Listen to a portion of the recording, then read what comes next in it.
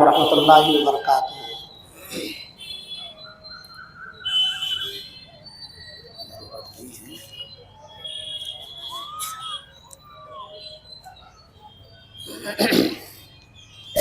ان الحمد للہ نحمده ونستعینه ونستغفره ونعوذ باللہ من شرور انفسنا ومن سیئات اعمالنا من يهده الله فلا مضل له ومن يضلله فلا هادي له واشهد ان لا اله الا الله وحده لا شريك له واشهد ان محمدا عبده ورسوله يا ايها الذين امنوا اتقوا الله حق تقاته ولا تموتن الا وانتم مسلمون يا ايها الناس اتقوا ربكم الذي خلقكم من نفس واحده وخلق منها زوجها وبث منهما رجالا كثيرا ونساء واتقوا الله الذي تساءلون به والأرحام إن الله كان عليكم رقيبا يا أيها الذين آمنوا اتقوا الله وقولوا قولا سديدا يصلح لكم أعمالكم ويغفر لكم ذنوبكم ومن يطع الله ورسوله فقد فاز فوزا عظيما أما بعد فإن خير الحديث كتاب الله وخير الهدي هدي محمد صلى الله عليه وسلم وشر الأمور محدثاتها وكل محدثة بدعة وكل بدعة ضلالة وكل ضلالة في النار فأعوذ بالله السميع العليم من الشيطان الرجيم من همزه ونفخه ونفثه بسم الله الرحمن الرحيم قل بفضل الله وبرحمته فبذلك فليفرحوا هو خير مما يجمعون وقال النبي صلى الله عليه وسلم للصائم فرحتان يفرحهما إذا أفطر فرح بفطره وإذا لقي ربه فرح بصومه متفق علیہ۔ محترم حضرات، میری دینی ماؤں اور بہنوں، آج عید الفطر کا دن ہے جو ہمارے لیے یوم الجائزہ ہے۔ اسلام دین فطرت ہے، اس کے تمام احکام و فرامین فطرت کے عین مطابق۔ جس طرح سے ہر قوم اور ہر مذہب میں خوشی منانے کے لیے کوئی نہ کوئی دن متعین ہے، اسی طرح سے اللہ رب العالمین نے ہماری طبیعت، ہمارے مزاج، ہماری فطرت کا خیال رکھتے ہوئے ہمیں بھی 2 دن خوشی منانے کے لیے عطا فرمائے۔ ایک آج کا دن جسے ہم عید الفطر کہتے ہیں، اور ایک ہے 10 ذی الحجہ کو جسے ہم عید الاضحیٰ کے نام سے موسوم کرتے ہیں۔ میرے بھائیوں، میری ماں اور بہنوں، اسلام مسلمانوں کو، صرف مسلمانوں کو ہی نہیں بلکہ تمام انسانوں کو خوشی منانے کا موقع فراہم کرتا ہے۔ جو بھی اسلام کے جھنڈے تلے آ جائے، اللہ رب العالمین اسے خوشی منانے کے موقع فراہم کرتا ہے۔ اسی لیے اللہ کے رسول صلی اللہ علیہ وسلم نے فرمایا، ان لکل قوم عیدا وہذا عیدنا، ہر قوم کے لیے کوئی نہ کوئی تہوار کا دن مقرر ہے، ہمارے لیے آج کا یہ دن خوشی کے دن کے طور پر اللہ رب العالمین نے مقرر فرمایا ہے۔ میرے بھائیوں، میری ماں اور بہنوں، ہم نے رمضان گزارا ہے۔ رمضان کا ماہ اصل تقویٰ تھا۔ بارہا یہ آیت کریمہ ہم اور آپ خطبہ حضرات کے زبانی سنتے رہے ہیں، یا ایھا الذین آمنوا کتب علیکم الصیام کما کتب علی الذین من قبلکم لعلکم تتقون، کہ اے ایمان والو، تم پر روزے اسی طرح فرض کیے گئے ہیں جس طرح سے تم سے پہلے لوگوں پر فرض کیے گئے ہیں، تاکہ تم متقی بن جاؤ۔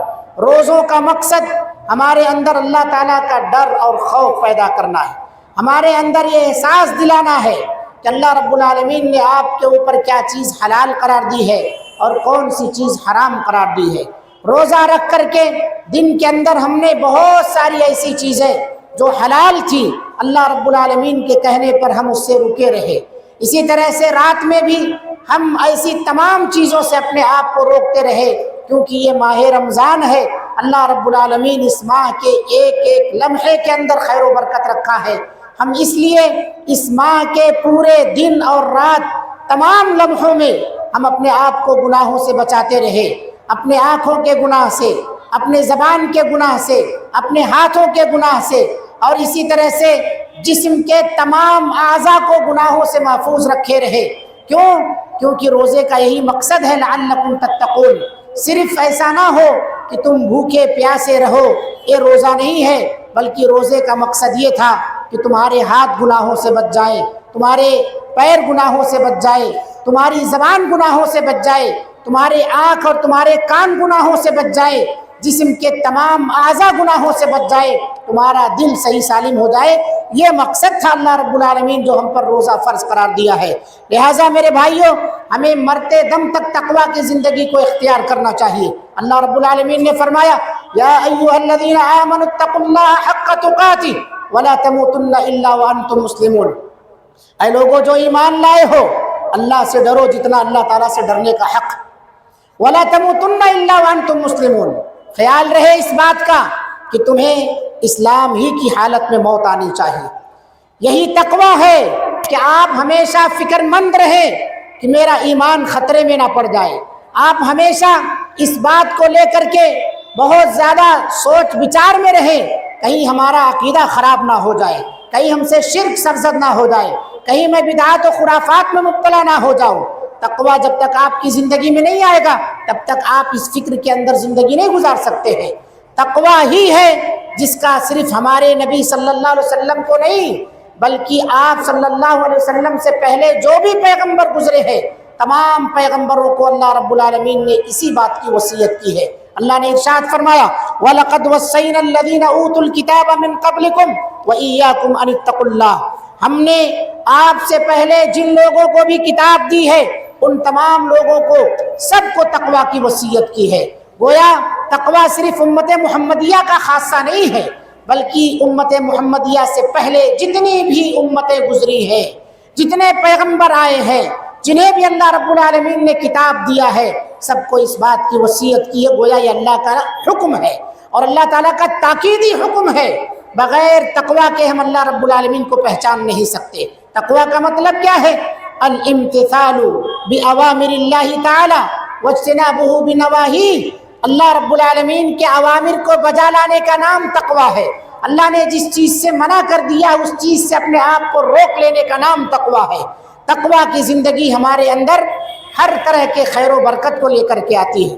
تقویٰ کے ذریعے سے ہم اپنے رب کو پہچان سکتے ہیں۔ تقویٰ کے ذریعے سے ہم اپنے نفس کی شرارتوں سے محفوظ رہ سکتے ہیں۔ تقویٰ کے ذریعے سے شیطان ہم سے دور رہ سکتا ہے، یعنی شیطان کے بہکاوے سے ہم محفوظ رہ سکتے ہیں۔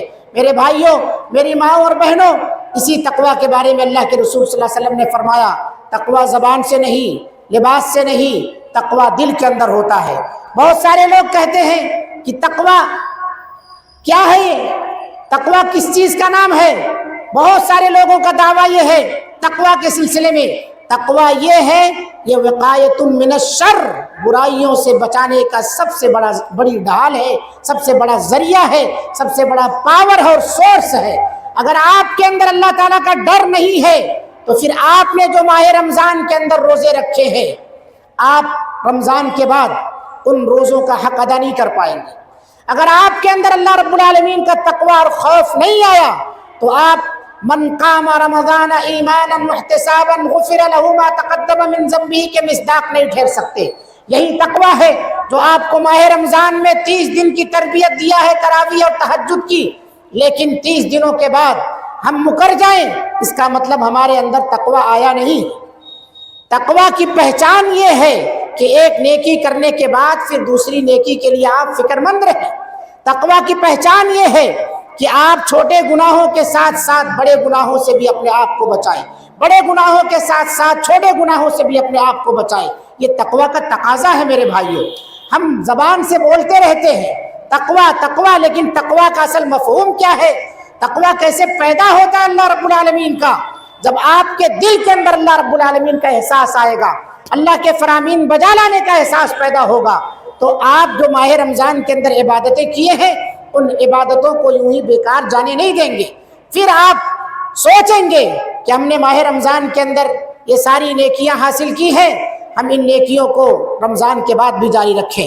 اللہ کے رسول صلی اللہ علیہ وسلم نے ان تمام لوگوں کے لیے جو اس ماہ مبارک میں ذرہ برابر بھی صدقہ و خیرات کیے ہیں، جو اس ماہ مبارک میں کسی کی مدد کیے ہیں، جو اس ماہ مبارک میں کسی کا بھی تعاون کیے ہیں۔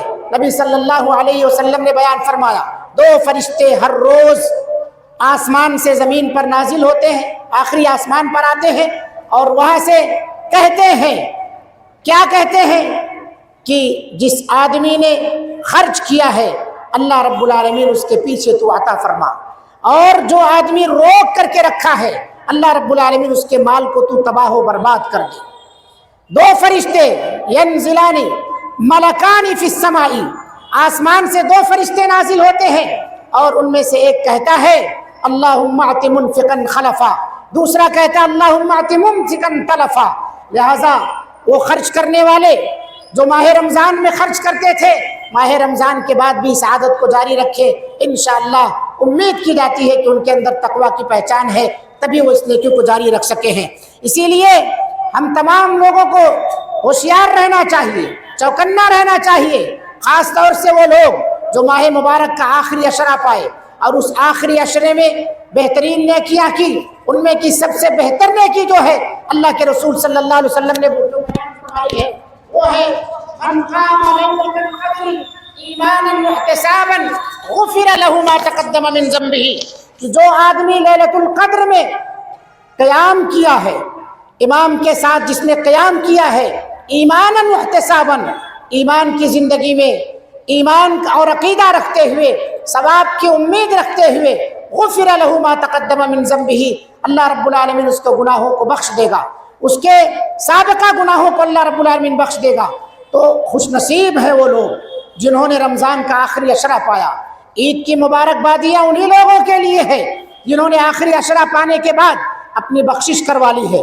اللہ کے رسول صلی اللہ علیہ وسلم کی حدیث یاد رکھے، اس آدمی کے لیے عید کی مبارکبادی ہے، وہ آدمی بڑا خوش نصیب ہے جو ماہ رمضان کو پایا اور رمضان پانے کے بعد اس نے اپنے گناہوں کی بخشش کروا لی ہے، ورنہ وہ حضرت جبریل علیہ السلام کی بد دعا اور نبی صلی اللہ علیہ وسلم کی اس بد دعا پر آمین کا مستحق ٹھہرے گا۔ آپ صلی اللہ علیہ وسلم نے جن لوگوں کو بھی نبی صلی اللہ علیہ وسلم نے جن لوگوں کے بارے میں بھی کچھ بیان فرمایا ہے کہ یہ لوگ جہنم میں جائیں گے، ان میں سے وہ شخص ہوگا وہ بد نصیب جو رمضان کا مہینہ پانے کے بعد روزہ نہیں رکھتا تھا، وہ بد نصیب آدمی ہوگا جو بغیر کسی عذر کے روزہ خوری کیا کرتا تھا۔ ایسے آدمی کو جو سزائیں دی جائیں گی وہ بڑی سخت سزائیں ہیں، اسے جہنم کے اندر الٹا لٹکا دیا جائے گا، اس کی باتیں چیری جائیں گی، وہ چیخے گا، چلائے گا وہ شخص۔ اس لیے ایسے تمام لوگوں سے ہوشیار رہنا چاہیے، ایسے تمام لوگوں سے چوکنا رہنا چاہیے۔ میرے بھائیوں، شوال کا چاند نظر آ گیا ہے، شوال کا چاند نظر آتے ہی اللہ تعالیٰ جہنم سے سرکش شیاطین کو آزاد کر دیتا ہے، جہنم کے دروازے کھول دیتا ہے۔ سرکش شیاطین کی جو بندشیں لگی ہوئی تھی وہ جکڑ بندیاں ان کی ختم ہو جاتی ہیں، جہنم کے دروازے کھل جاتے ہیں۔ اس لیے ہوشیار رہو، شیطان بڑے خوشنما انداز میں آپ کے پاس آئے گا۔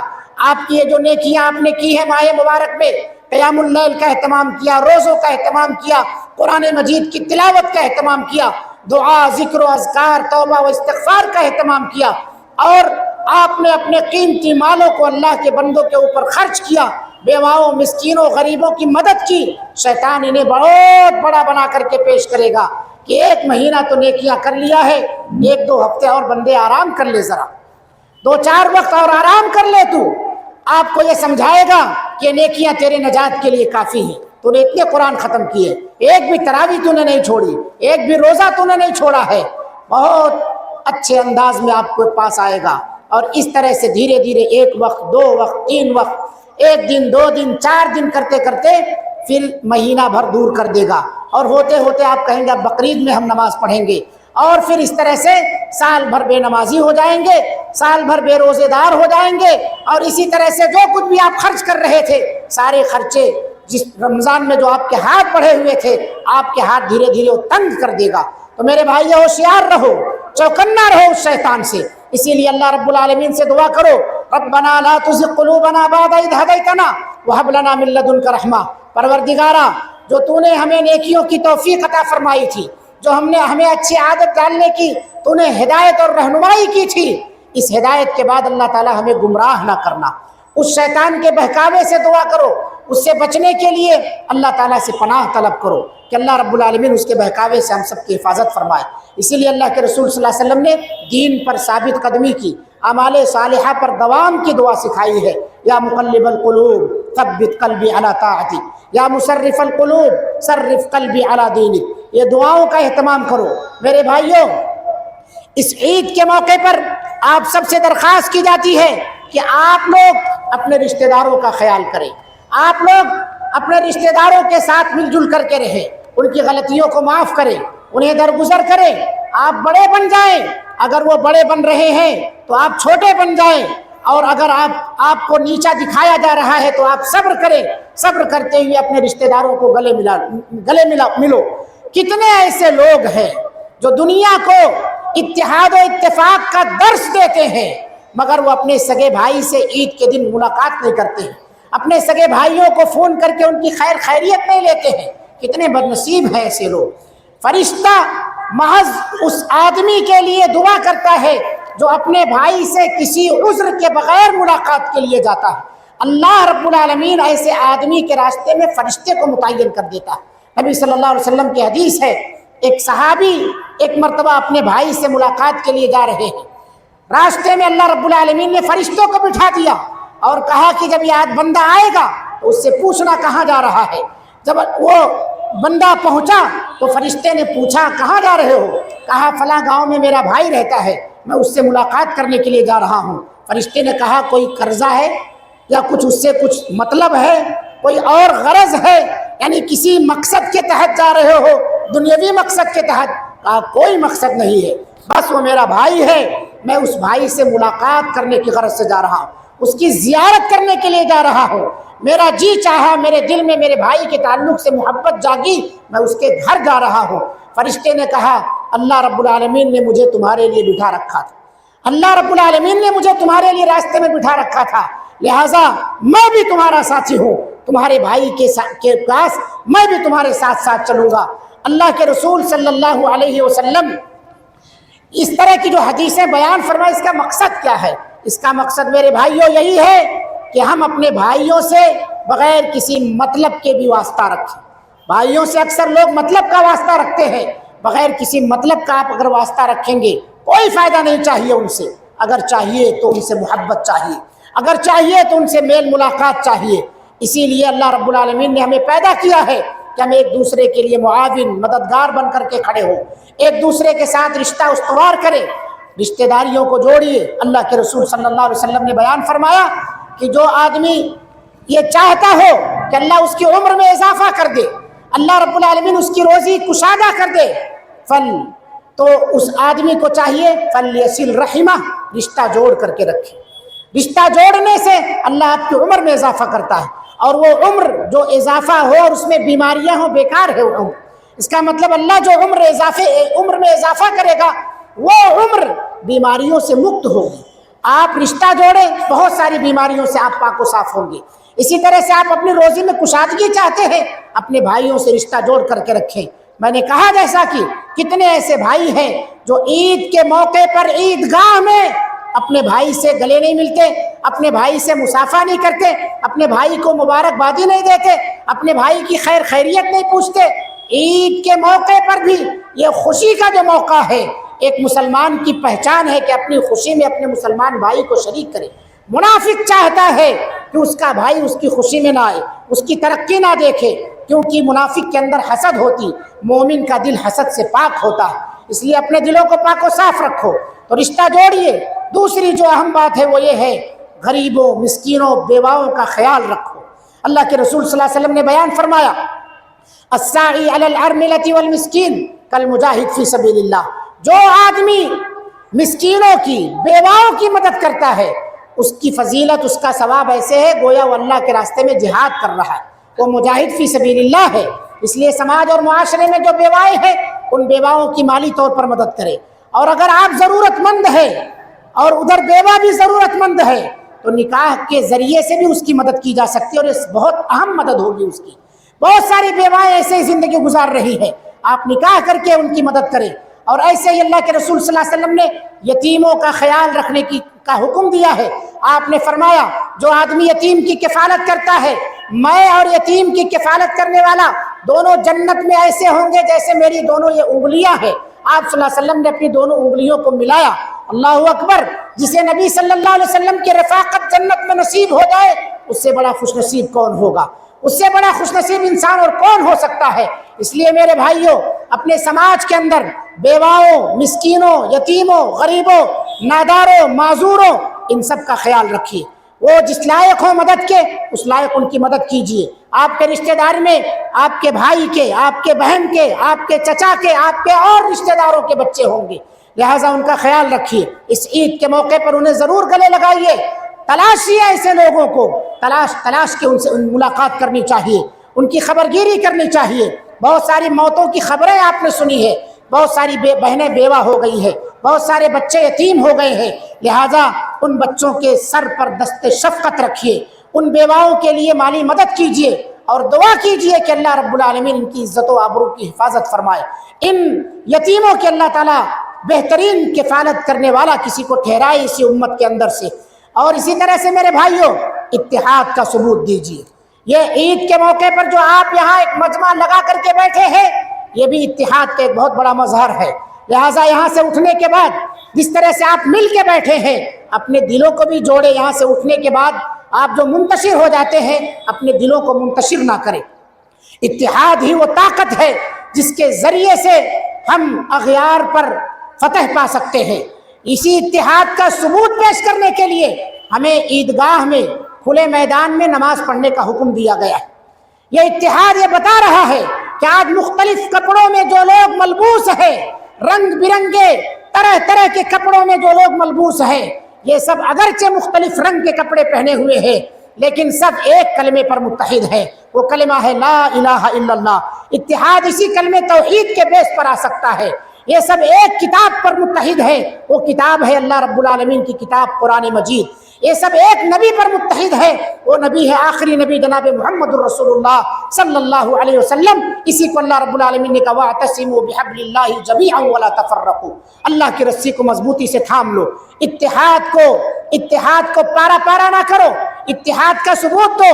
اپنے گھروں کے اندر اپنے بھائیوں کے ساتھ متحد رہو، اپنی جماعت کے اندر، اپنے شہر کے اندر، اپنی سوسائٹی کے اندر تمام مسلمانوں کو چاہیے کہ وہ متحد رہے اور متحد ہو کر کے امت کی خیر و بھلائی کے لیے کام کرے۔ دعوت و تبلیغ جو آپ کا فریضہ ہے، اس فریضے کو نہ بھولیں۔ امر بالمعروف اور نہی عن المنکر جب تک آپ انجام دیتے رہیں گے، آپ کی دعائیں قبول ہوں گی، آپ کی عبادتیں قبول ہوں گی۔ لہٰذا امر بالمعروف اور نہی عن المنکر کا فریضہ ہر باپ انجام دے۔ میں سرپرستوں سے درخواست کروں گا، اپنے نوجوان بچے اور بچیوں پر نظر رکھیں۔ آج کتنے ایسے نوجوان بچے اور بچیاں ہیں جو نشے کی لت میں مبتلا ہوتے جا رہے ہیں، جو جوا، لاٹری، سٹا، رشوت خوری اور نہ جانے کون کون سے حرام کھیل کود کے رسیاں بنتے جا رہے ہیں۔ میرے بھائیوں، یہ اولاد جو آپ کی ہے، آپ کے ہاتھوں میں امانت ہے، لہٰذا اس کا خیال رکھیے۔ اللہ کے رسول صلی اللہ علیہ وسلم نے فرمایا کلکم راعٍ وکلکم مسئول عن رعیتہ۔ تم میں سے ہر کوئی ذمہ دار ہے، اور جس کی ذمہ داری اس کے اوپر ڈالی گئی ہے، اس کے تعلق سے پوچھا جائے گا۔ اپنے بچوں کو دینی تعلیم دلاؤ، صحیح تربیت کرو ان کی، بچپن سے ہی انہیں نمازوں کا عادی بناؤ۔ 7 سال کی عمر کے جب ہو جائے تو انہیں نماز کی تلقین کرو، نماز کی تعلیم دو، اپنے ساتھ مسجدوں کو لے کر کے آؤ۔ 10 سال کی عمر کے ہو جائے تو ان کا بسترا جو ہے گھر میں الگ کر دو، بچے بچیوں کو الگ سلاؤ۔ اور اسی طرح سے اگر بچہ بے نمازی ہے، 10 سال کا بچہ یا بچی، تو انہیں آپ ضرب بھی لگا سکتے ہیں، انہیں بطور تعذیب کے مار بھی سکتے ہیں۔ میرے بھائیوں، میرے نوجوانوں، اس لیے نمازوں کی حفاظت کرو۔ نماز یہ ہمارے لیے کامیابی کا بہت بڑا ضامن ہے، اللہ کی مدد طلب کرنے کا بہت بڑا ذریعہ ہے۔ آپ نے 5 وقتہ نمازوں کا اہتمام کیا ہے، لہٰذا تمام کے تمام لوگوں سے درخواست کی جاتی ہے، نماز ہی وہ چیز ہے جو ایک مومن کا امتیاز ہے۔ ایک مومن اور ایک غیر مومن، یعنی ایک مومن اور ایک غیر مسلم سے جو فرق کرنے والی چیز ہے وہ نماز ہے۔ نماز، یہ اللہ کے رسول صلی اللہ علیہ وسلم نے فرمایا نماز نور ہے، الصلاۃ نور، نماز روشنی ہے۔ نماز ہی وہ چیز ہے جو بہت ساری چیزوں کو آپ کے لیے، بہت ساری مشکلات کو آسان کرنے والی۔ اس لیے نماز کی حفاظت کرو میرے بھائیوں۔ آپ کے ماتحت جو لوگ آپ کے ماتحتی میں ہیں ان کا خیال رکھو۔ اللہ کے رسول صلی اللہ علیہ وسلم اپنے آخری خطبے میں مرض الموت میں نبی صلی اللہ علیہ وسلم نے کہا الصلاۃ الصلاۃ وما ملکت ایمانکم، لوگوں نماز نماز، اور جو تمہارے ماتحت لوگ ہیں ان کا خیال رکھنا، نماز کو ضائع اور برباد نہ کرنا۔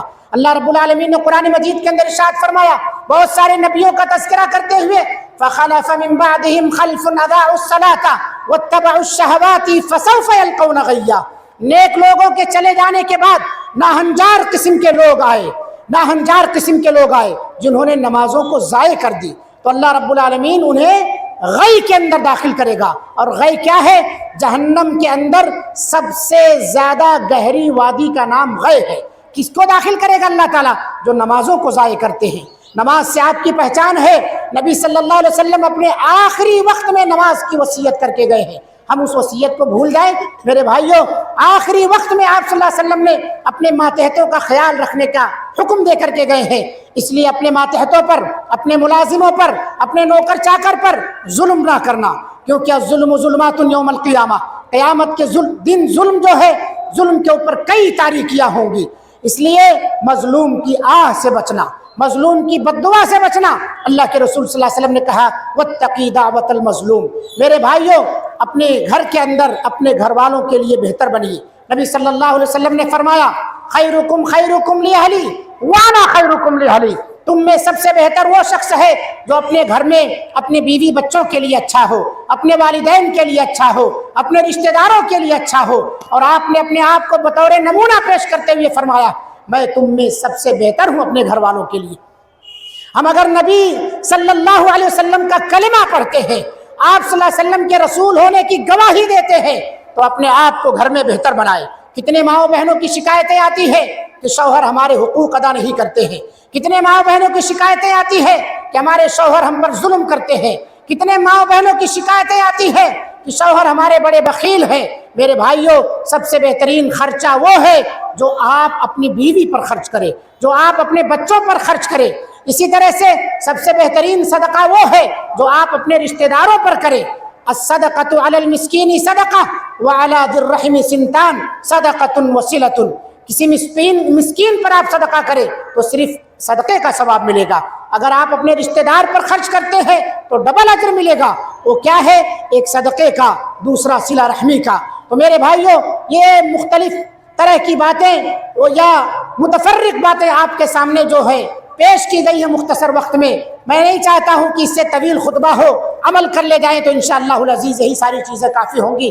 ایک آخری بات کی وصیت ہے جس کے بارے میں اللہ کے رسول صلی اللہ علیہ وسلم نے خود وصیت کی ہے، اور آپ صلی اللہ علیہ وسلم نے کہا من یضمن لی ما بین لحییہ وما بین رجلیہ اضمن لہ الجنہ، جو آدمی اپنے دونوں پیروں کے بیچ کی چیز کی، دونوں داڑھوں کے بیچ کی چیز کی ضمانت دے دے، میں اسے جنت کی ضمانت دیتا ہوں۔ یعنی اپنے شرمگاہ کی اور اپنے زبان کے حفاظت کی ضمانت دے دے۔ اس لیے اپنے شرمگاہ کا غلط استعمال نہیں کرنا، اپنے زبان سے کسی کی غیبت چغلی نہیں کرنا، زبان سے جھوٹ نہیں بولنا، زبان سے جو ہے کلمے کفر نہیں بکنا، زبان سے کسی کو حقیر آمیز، حقارت آمیز کلمے نہ بکنا۔ اللہ اور اس کے رسول صلی اللہ علیہ وسلم کی گستاخی میں یہ زبان ملوث نہ ہونے پائے، اس کی حفاظت کرنا۔ یعنی زبان کی جتنی بھی برائیاں ہیں، تمام برائیوں سے اپنے زبان کو محفوظ رکھو، کیونکہ جہنم کے اندر سب سے زیادہ یہی زبان لے کر کے جائے گی۔ اپنے اخلاق کو بہتر بناؤ، جنت میں لے جانے والی جو سب سے اہم چیز ہے وہ اللہ کا تقوی ہے اور حسن خلق ہے۔ میرے بھائیوں، یہیں پر اپنی بات کو ختم کرتے ہوئے آپ سب کو یہ پیغام دینا چاہتا ہوں اور یہ درخواست کرنا چاہتا ہوں کہ آپ تمام کے تمام لوگ، جو یہ باتیں بیان کی گئی ہیں بڑی جامع باتیں ہیں، ایک ایک پوائنٹ پر ایک ایک دو چار خطبے ہو سکتے ہیں، لیکن یہ اہم باتیں خطبہ عید الفطر میں اس لیے بیان کی گئی ہے تاکہ ان باتوں کو ہم گرہ باندھ کے رکھیں اور اپنی زندگی میں بھی اور آخرت میں بھی کامیاب ہونے کی فکر کریں۔ وہ کامیابی کا جو اصل ضامن چیز ہے وہ اللہ کا تقوی ہے۔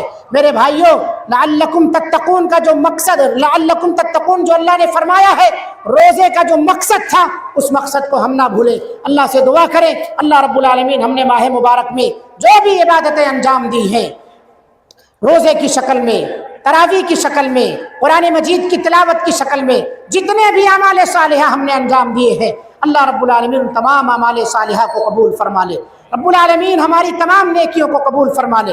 رب العالمین ہمارے صدقہ و خیرات کو قبول فرما لے، ہمارے اعتکاف کو قبول فرما لے۔ رب العالمین ہمارے بہت سارے بھائیوں نے روزے داروں کی بڑی خدمت کی ہے، اللہ ان کی خدمات کو قبول فرما لے۔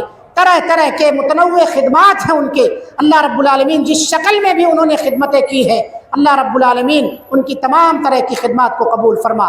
بہت سارے ہمارے بھائی بیمار ہیں، اللہ تعالی ہمارے درمیان، اللہ انہیں شفاء عاجلہ کاملہ عطا فرما۔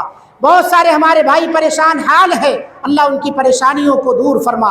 اللہ رب العالمین بہت سارے ہمارے نوجوان، بہت سارے ہمارے مسلمان بھائی بے روزگار ہیں، اللہ تعالیٰ انہیں حلال ذریعے معاش عطا فرما۔ اللہ رب العالمین انہیں بہترین سے بہترین کاروبار کرنے کی توفیق عطا فرما۔ اللہ رب العالمین جو کاروبار سے جڑے ہیں ان کے کاروبار میں، ان کی کمائیوں میں خیر و برکت عطا فرما۔ رب العالمین ہماری بہت ساری بہنیں ہیں جو بیوہ ہو گئی ہیں، اللہ تعالیٰ ان بیواؤں کی حفاظت فرما، ان کی غیبی مدد فرما، اللہ تعالیٰ ان کی کفالت کرنے والا بنا۔ بہت سارے ہمارے ننھے منھے بچے ہیں، اللہ وہ یتیم ہو گئے ہیں، ان کے سر سے باپ کا سایہ اٹھ گیا ہے، اللہ رب العالمین مسلمانوں کے دلوں میں ان یتیموں کی کفالت کے تعلق سے رحم پیدا فرما۔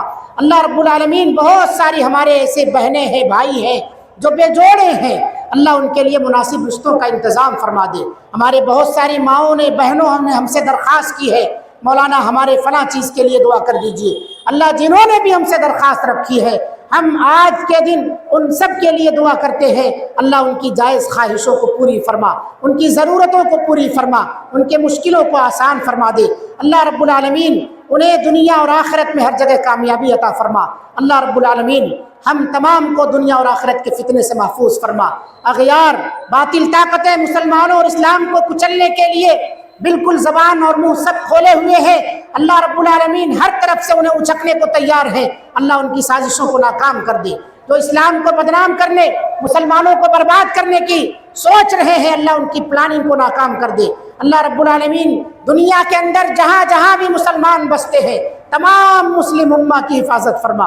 اللہ رب العالمین اسرائیل والے فلسطین کے اوپر، غزہ کے رہنے والوں پر بمباریاں کر رہے ہیں، چھوٹے چھوٹے بچوں پر اللہ رب العالمین ظلم ڈھا رہے ہیں، اللہ تعالیٰ ایسے ظالموں سے تو نپٹ لے۔ اللہ رب العالمین ایسے ظالموں سے تو نپٹ لے۔ اللہ تعالیٰ نہتھے کمزور مسلمانوں کی مدد فرما۔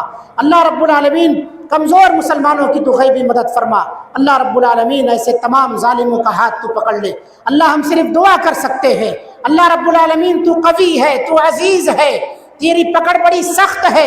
اللہ جہاں جہاں بھی لوگ مسلمانوں پر ظلم و ستم کے پہاڑ توڑ رہے ہو، اللہ رب العالمین تمام ظالموں کے ظلم کو انہی کے گھروں میں لوٹا دے، انہی کے ہاتھوں کے اندر اللہ رب العالمین پھیر دے، انہی کے گلوں کا طوق بنا دے۔ اللہ رب العالمین ایسے تمام لوگوں کو یا تو ہدایت دے دے، یا تو اللہ رب العالمین ایسے تمام لوگوں کو اس دنیا سے نیست و نابود کر دے۔ اللہ رب العالمین ہم تمام لوگوں کو اس شہر کے اندر امن و امان کی زندگی گزارنے کی توفیق عطا فرما۔ اللہ رب العالمین اس شہر کے جو حاکم ہیں، اللہ تعالیٰ مسلمانوں کے تعلق سے انہیں نرم دل بنا دے۔ اللہ رب العالمین مسلمانوں کے تعلق سے ان کے دل کو نرم کر دے۔ اللہ رب العالمین اس صوبے کے، اس شہر کے، اس محلے کے جو بھی لیڈران ہیں، مسلمانوں کے تعلق سے ان کے دل کو نرم فرما دے۔ اللہ رب العالمین انہیں ہدایت عطا فرما۔ اللہ رب العالمین ہمارے لیے یہ حکومت بہت کچھ کر رہی ہے، مسلمانوں کے لیے بہت کچھ کر رہی ہے، اللہ مزید کچھ کرنے کے انہیں توفیق عطا فرما۔ اللہ رب العالمین مسلمانوں کے جو حقوق ہیں وہ حقوق دینے کے انہیں توفیق عطا فرما۔ انسانیت کے جو حقوق ہیں، اللہ تعالیٰ تمام لوگوں کو انسانیت کے حقوق ادا کرنے کی توفیق عطا فرما۔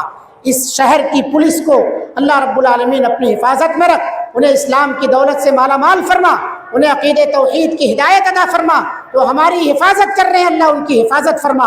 اللہ رب العالمین انہیں اپنے ڈیوٹی کو اور اپنی ذمہ داری کو امانت داری کے ساتھ بحسن و خوبی انجام دینے کی، بغیر جانبدارانہ رویہ بدا لانے کے انہیں انجام دینے کی توفیق عطا فرما۔ اللہ رب العالمین جو لوگ بھی اس ماہ مبارک میں مسجد توحید کے لیے کچھ بھی تعاون کیے، اللہ ان کے تعاون کو قبول فرما۔ کسی بھی قسم کی خدمت کی ہے، اللہ ان کی خدمت کو قبول فرما۔ بہت سارے نوجوان بچے الحمدللہ مسجد کی صاف صفائی میں اپنے بڑے قیمتی اوقات کو صرف کرتے ہیں، اللہ اس قیمتی اوقات کو ان کے لیے جنت میں نجات کا ذریعہ بنا دے، جنت میں داخلے کا ذریعہ بنا دے، آخرت میں نجات کا ذریعہ بنا دے۔ اللہ رب العالمین قبر کے عذاب کو ہمارے لیے ہم سے دور فرما دے، قبر کے حساب و کتاب کو ہمارے لیے آسان بنا دے۔ اللہ رب العالمین قبر کے مراحل کو ہمارے لیے آسان بنا دے۔ پہلی سیڑھی ہے آخرت کی قبر، اللہ رب العالمین وہاں کی سوال و جواب کو آسان کر دے۔ اللہ رب العالمین ہمارے بہت سارے اعزاء اقربا وفات پا چکے ہیں، ہم میں سے بہت سارے لوگوں کے والدین وفات پائے ہیں۔ اللہ ان وفات پانے والے لوگوں کی مغفرت فرما، ان پر رحم فرما، ان کے حساب و کتاب کو آسان بنا۔ بہت سارے لوگ ایسے ہیں جن کے والدین بیمار ہیں، صاحب فراش ہیں، اللہ رب العالمین ان بیماروں کو شفا عطا فرما۔ اللہ رب العالمین انہیں بیماریوں سے نجات دے دے، اللہ رب العالمین انہیں بیماریوں سے نجات دے دے۔ اللہ تو ہی بیماروں کو شفا دینے والا ہے، اللہ رب العالمین تو انہیں شفائے عاجلہ کاملہ عطا فرما دے۔ بہت سارے لوگ ایسے ہیں جن کے والدین باحیات ہیں، اللہ ان تمام لوگوں کو اپنے والدین کی ٹوٹ کر خدمت کرنے، ان کی قدر کرنے کی توفیق عطا فرما۔ کچھ ایسے ناہنجار ہیں جو اپنے والدین کے ساتھ ظلم و ستم کے پہاڑ توڑ رہے، اللہ انہیں ہدایت عطا فرما، اللہ رب العالمین انہیں ہدایت عطا فرما۔ ہم میں جو بے اولاد ہیں انہیں صاحب اولاد بنا، جنہیں تو نے اولاد سے نوازا ہے ان کی اولاد کو نیک اور صالح بنا۔ اللہ رب العالمین ہمیں ہر طرح کے فتنوں سے محفوظ فرما۔ اللہم انا نسألک الہدی والتقی والعفاف والغنی۔ ربنا آتنا في الدنيا حسنة وفي الآخرة حسنة وقنا عذاب النار۔ ربنا هب لنا من أزواجنا وذرياتنا قرة أعين واجعلنا للمتقين إماما۔ ربنا اغفر لنا ولإخواننا الذين سبقونا بالإيمان ولا تجعل في قلوبنا غلا للذين آمنوا ربنا إنك رؤوف رحيم۔ ربنا لا تجعلنا فتنة للقوم الظالمين ونجنا برحمتك من القوم الكافرين۔ ربنا تقبل منا إنك أنت السميع العليم وتب علينا إنك أنت التواب الرحيم۔ أقول قولي هذا وأستغفر الله لي ولكم ولسائر المسلمين فاستغفروه إنه هو الغفور الرحيم۔ جزاكم الله أحسن الجزاء، تقبل الله منا ومنكم صالح الأعمال، عيدكم مبارك،